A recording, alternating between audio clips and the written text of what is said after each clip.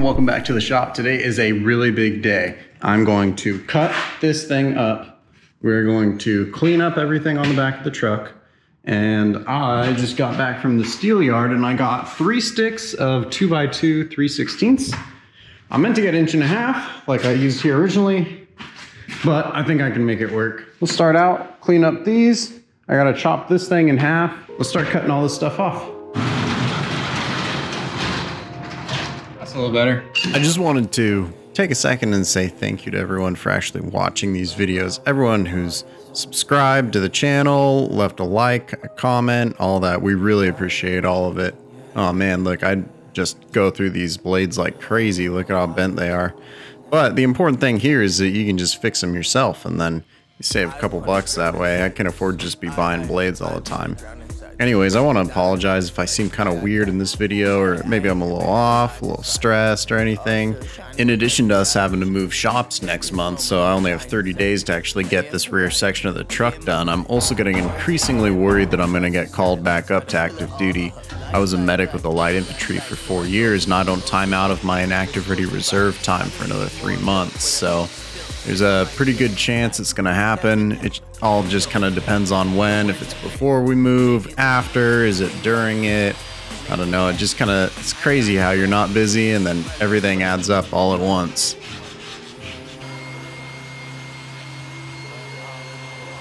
You're going to get the idea. There's still that big dip and I can probably get it out, but honestly, paint will probably cover it. The main thing you want to do with this is never leave it in one spot too long. And then you also want to kind of roll it across the tube. You don't want to just go like this, and then you end up with the lines you're trying to take out and you just make it worse. Also, keep in mind, you can always take away material, but it's harder to add material.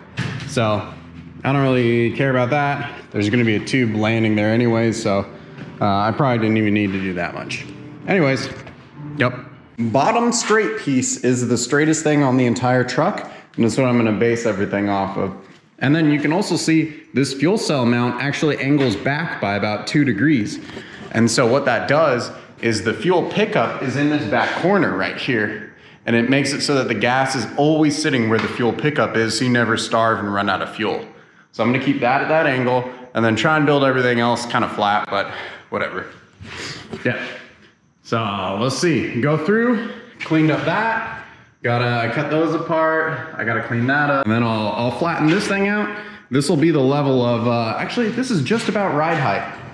So you can see, this is gonna be the level of where all our junk is gonna be. It's kind of tall. I was thinking about doing a suck down winch in the rear and then just bring the whole thing like back so you can like put stuff in it, but I think I'll just deal. So, let's get back to work.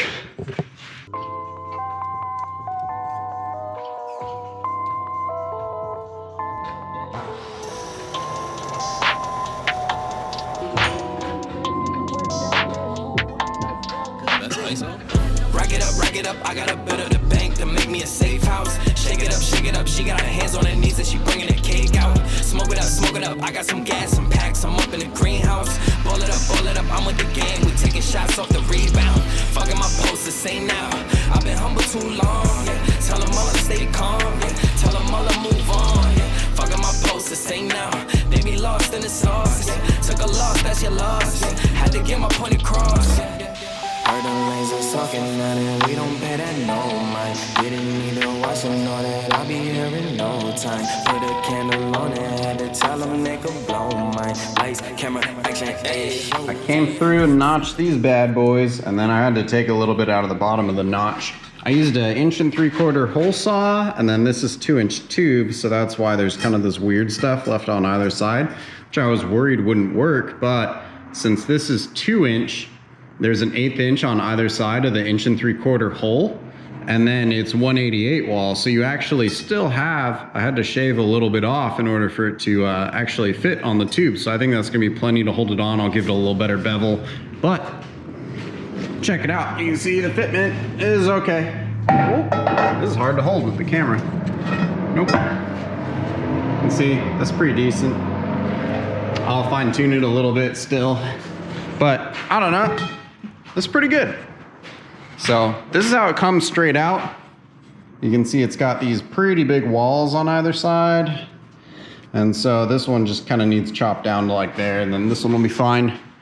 One of my huge pet peeves is people will notch tubing and it won't end up like this, you know what I mean? Where it's kind of like almost a shallow notch. What'll happen is, do you see like right where the tip of my finger is? That piece of steel is really thin, and what you need to do is knock that down, because what you don't want to do is weld a piece of steel that's like 16th inch thick to a piece that's 1/8 inch thick. Because obviously the 16th inch thick piece of steel is gonna fail, no matter how good the weld is. So This is the problem with working alone right here. No one tells me my nose looks like this. when some people notch tubing, I don't even have an example of it because I'm so anal about it. No, none of that works. But when some people notch tubing, you end up with kind of like, almost like these spikes on either side, where there's just really thin steel and they won't come through with a flappy or a grinder or whatever and knock it down so that you're actually welding 1/8 inch to 1/8 inch. And then you get a way weaker joint. So that's one of my pet peeves. All right, let's keep working on this. This is one of those times where having someone else in the shop would be super nice. I gotta put this platform on. What I did is I cut this to this right width that this is gonna be spaced by. You can see though that it's not quite straight. That side isn't either. So I'll go through and I'll flatten it after this. But what I'm gonna have to do, because I'm all by myself here, is take this piece up, hold it against right there, tack weld it on, and then do the same to the other side while pushing them out, because it looks like they sucked in a little bit. Just pretty normal. So I got my welder on. I got my ground clamp there. I'm gonna hold it up and try and do it.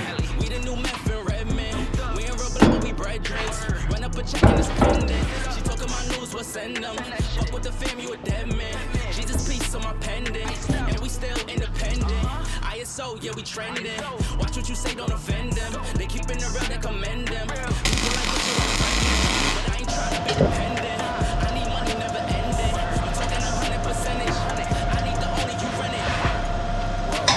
Step in the spot and watch how they panic. Yeah, we the door, you know we dynamic. When we outside, we be stopping each other. Bring it next, then they upset. So this is one of those times where having Brittany in the shop would be awesome.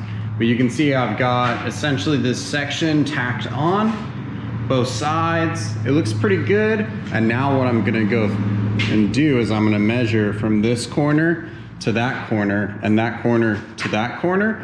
I'm gonna measure out an X. And that's how you know if something's actually square off it.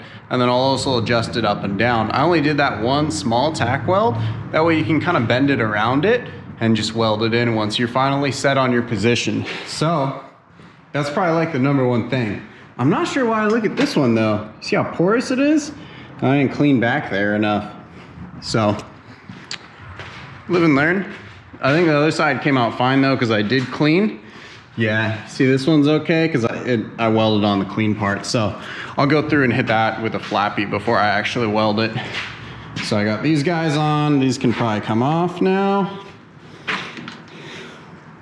And what you can do is set them up towards the front now and try and make sure that's straight, because I'm pretty confident this back section's square-ish, or as square as it'll get. And I'll come through and I'll do a bunch of final measurements after this. So yep, that's what I do.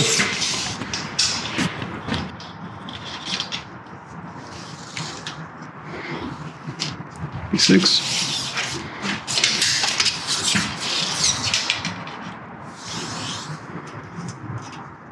So, yeah, I gotta flatten this out though. You can tell just by looking, this isn't straight. So I'll just take a piece of square tube across that and I'll clamp it to it so it makes sure it lays flat. It's also possible the notcher is off by a couple degrees. Yeah, look, see, yeah, thin little, actually most of that's the bevel.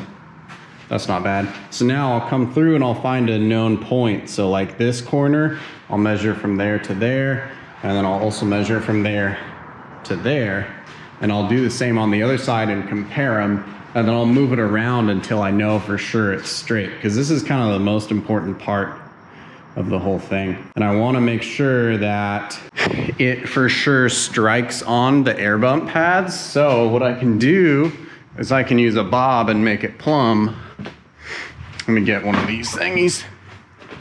Where are they at? I usually have a plumb bob up over here somewhere. Weedle deedle dee dee dee dee dee. Shoot. Do you guys notice how much of a mess the shop is right now? It's because I'm supposed to move shops in 60 days and I have no motivation to clean it because I'm going to do a whole different setup at the next shop. So I feel like anytime I spend on it right now is just a huge waste of time. You know what I mean? So that's kind of why it's fallen into this ridiculous state of disrepair, as it were. Fuck, I cannot find a plumb bob. I definitely have one though. I wonder if I made another tool out of it or something. Well, so I can use a framing square too. It's just, that's kind of the caveman way to do it. You can see, so that's pretty much freaking straight on because I want to have it sorted in the middle. Yeah, that'd be mint, dude. That'd be freaking mint. Minty fresh. Yeah, so this one's really good too, actually. So it probably is pretty square, but I'll do like another 1,000 measurements before I burn anything in. And then I want to make sure I clamp something across them for tonight and kind of let them sit like that. That way they can kind of think about where they really want to live. You know what I mean? What am I doing right now? So here I got this piece of 2x3. This thing is 1/4 inch thick. It's super strong, super beefy. And I'm gonna take it and I'm just gonna clamp it flat kind of overnight and let it kind of flatten. I'm really worried about this. Yeah, you can see it's only touching right there. It's maybe off by less than, I would say less than a 1/16. But if you're off by a 1/16 right now, and then your next cut's off by a 1/16, you're off by an 1/8. And then imagine the next cut's off by an 1/8, you're off by a 1/4. And pretty soon it adds up, and by the end of this thing, you'll have a truck that's a fucking entire inch off. Don't like that. Shoot, this doesn't work at all. All right. Look at these things are great. These are the same idea as these stands I have this thing on. So, like that.